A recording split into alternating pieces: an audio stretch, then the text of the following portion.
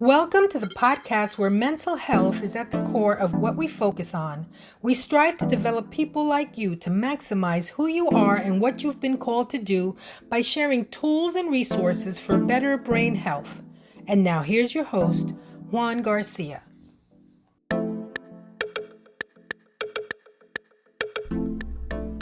Welcome back to our podcast. Today is Thursday, which means it's Temperament Thursday. And the temperament we're going to focus on today is the choleric temperament.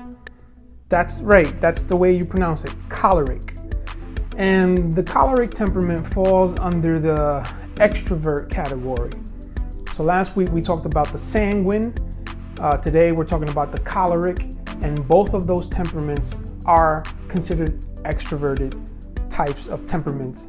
And what extroverted really means is that when a choleric expresses what they feel, they do it outwardly. An introvert will do it inwardly. So that's why a choleric is considered extroverted, because the choleric is the type that has leadership abilities. They're natural born leaders, like they say. They're the type of people that will make those decisions quickly. They're the ones that will make that decision that people are like, okay, are we going to talk about this? And it sounds or it seems as if the decision's being made like out of the blue and crazy, which can be a weakness because a choleric doesn't necessarily process all the details of what it entails to make that decision. But they do have the boldness to make that decision, and they'll do that. And so if they surround themselves with the right people that will process the details and will kind of do like a SWOT analysis, as good as is bad, what are the opportunities, what are the threats, then that person can make that decision with someone that balances them out, if you will, with the potential for that decision, good or bad. So if we were to talk about motivation, or core motivation, a choleric is motivated by power and control. That doesn't mean that they need to control or that they need to have power. It's just that the way they're wired, what motivates them to do what they do and do it best is power and control. And we can explain that into more details. And this is why I recommend that everyone gets a temperament analysis done, because you want to know why you do what you do. You want to know that the wiring that you have is not an accident, it's not a mistake. This is the way you're wired. And when you understand why and the motivation behind it, that it's not what people think it is or what you've been accused of, it helps you, number one, have peace about who you are, embrace who you are, and also maximize the potential that you have because of the way you're wired. And then you also avoid some of the pitfalls and some of the struggles that every temperament has. Okay, so this is why I'm doing these videos, because I think it's helpful in understanding this for many reasons. But to get back to the motivation behind the choleric temperament is basically that, power and control, meaning we're going to do this, and this is what I think the way we should do it, because it's the best way to do it. And so when we talked about the sanguine, we focused on 4 innate needs that the sanguine has. And so to find out what that is, you can go back to the last video of Temperament Thursday of the last week. Today, with the choleric, we're also going to focus on all temperaments. We're going to focus on 4 innate needs, meaning basic needs that each temperament has to have met.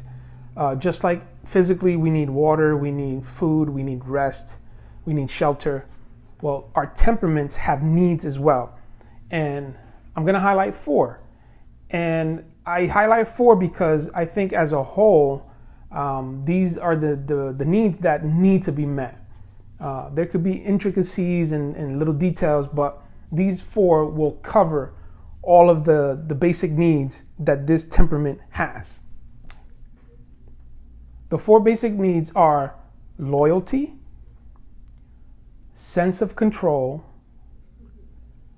credit for work, and appreciation.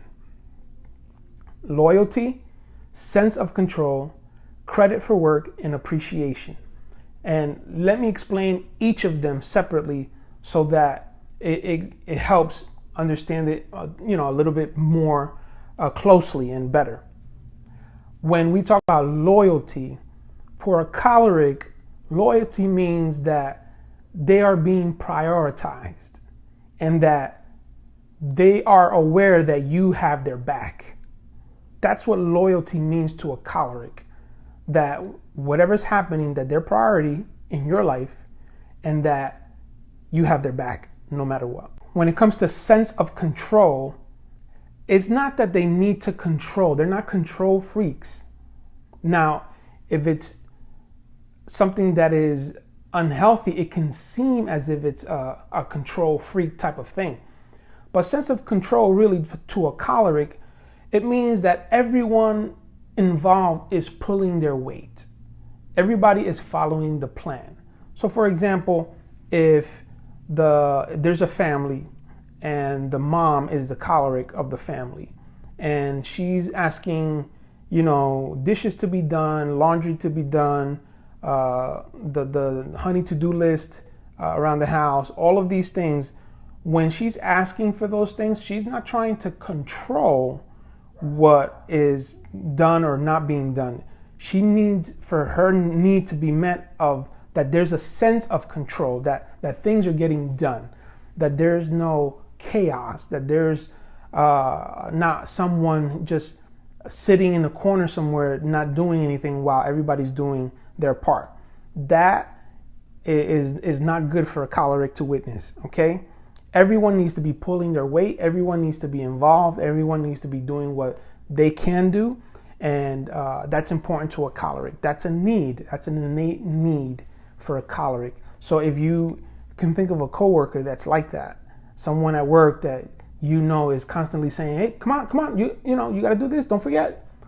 They're probably a choleric. That's the way they're wired. They don't mean to be mean or bossy. That's just the way they're wired, because their need is that there's a sense of control, that things are being done and things are being taken care of, if you will.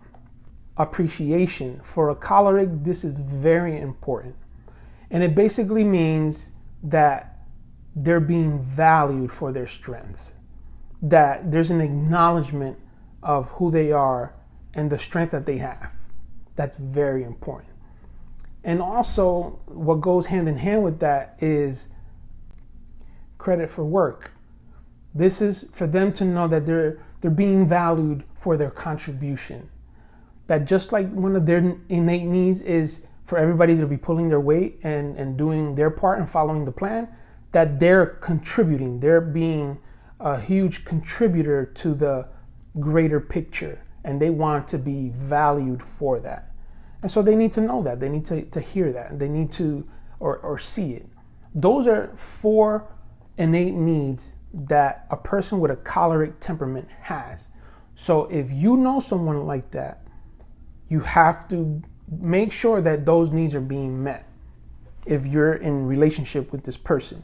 If you're a choleric and you know that I'm right about these things and you're not getting these needs met, then there's an unhealthy aspect of you that people will see just because that's the way it is.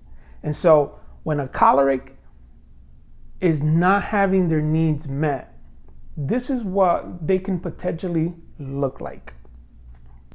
As we said with the sanguine, the temperament, when needs are not being met, the word that you can always use to kind of fill in the unhealthy aspect of it is manipulate. So a sanguine tries to manipulate with charm, right? They try to convince you to look at it their way, to look at it the way they look at it. Well, a choleric tries to manipulate with anger and tone. And how that can look is, let's say, for example, we're getting ready to go and we're running a little bit behind schedule. And it's like, come on, let's go. Come on, everybody. And there's still someone that is kind of lagging or dragging along, not completely ready. The choleric, they will feel that person's not pulling their weight, they're not doing what they're supposed to because there's an event, there's something that there's a commitment. And so the choleric starts to get angry, and you start to hear it in their tone. Didn't we say we were leaving at such and such time? Why is taking you so long? We should have been on the road already, etc., etc. That is a choleric. So they try to manipulate with anger and tone when their needs are not being met. So when you see that part of a choleric coming out, think of one of those four or maybe multiple of the four needs that are not being met. And that's why you're seeing that part of the choleric. So this is important because sometimes we don't realize why we do what we do. We don't realize that it's connected to a need that's not being met. We just think that, well, I just got upset. Well, there's a reason you got upset. And when you know why, I think it's easier to handle. It's easier to deal with. And especially for the people that are close to you, your loved ones, they also can appreciate why you're doing what you're doing. And then they could also, it's easier for them to acknowledge that they're part of the reason why, your needs are not being met. And now there's an opportunity to have those needs met, to have dialogue, to have conversation, so that the language that's being used is intentional in meeting the need of that temperament. This is so important, and this is why I like to discuss it. And so, having said that, let's look at some of the weaknesses that some of the choleric temperament can show when it comes to their temperament, because one of the things that I've noticed with temperament is that your strength can potentially be your weakness. And what I mean by that is, for example, a choleric is a strong leader, is very direct, can make quick decisions. So when there's an accident, when there's a fire, when there's something that happens suddenly that it can seem chaotic, it can seem like this is out of control. You want a person with a choleric temperament to step in, because they will make a quick decision. They're very direct. Come on, hold this thing here. Come on, you grab this. They're very, very quick in doing that naturally. That's the extroverted aspect of them, and also the choleric temperament will just take action. Now, that same strength under those circumstances, when the person is unhealthy, they can come across in weaknesses such as bossiness, bossing people around, intolerant, hurry up, come on, we gotta do this, impatient, what's taking you so long?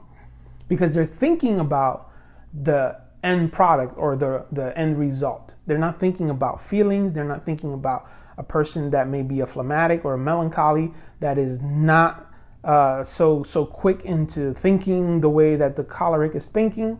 They're thinking the way they're thinking. They're not interested in how another temperament thinks. And so they make these decisive moves that hurt those that are introverted, because the introverted person is like, oh my God, I can't deal with, this screaming or bossiness or intolerance or impatience. And so those are the weaknesses that come across from a choleric temperament, which is very important to note, because this is where a lot of issues come along. There's a lot of conflict, and this happens in couples. This happens in parent-child relationship, and it also, obviously, it goes along with you. So you take it to work, you take it to school, you take it to all of these different places where you cannot hide your temperament.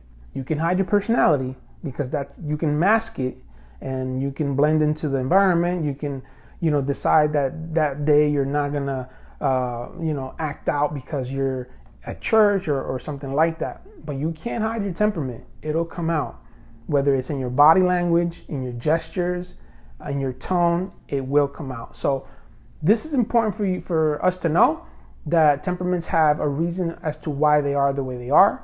And when needs are not met, these are the tendencies that a choleric temperament can show when those needs are not met. So important to note. If you have any questions, please email us. reach out to us. You can go to our website at juangarciaenterprises.com.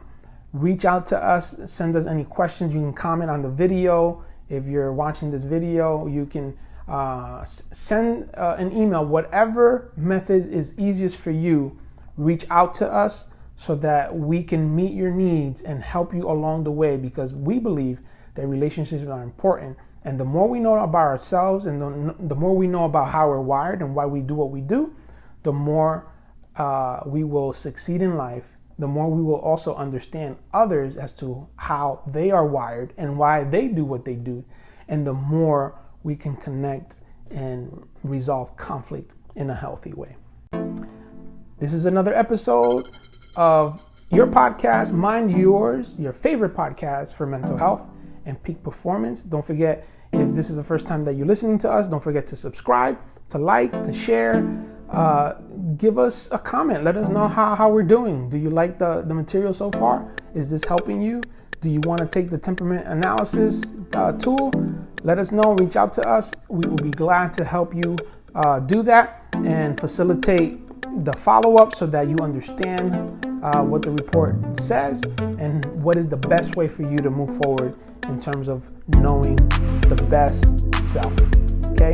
Very important for mental health, because that way you're not thinking that you're crazy. You're not thinking that people don't get you, don't understand you, and now you're going to know why you're wired and why you do what you do. Thanks for tuning in, and we will see you next time. Thank you for tuning into our podcast. For more information, visit our website at juangarciaenterprises.com. Our host, Juan Garcia, is available for speaking, coaching, and one-on-one counseling. You can email us at info@juangarciaenterprises.com. Until next time, remember, we only have one mind, so mind yours.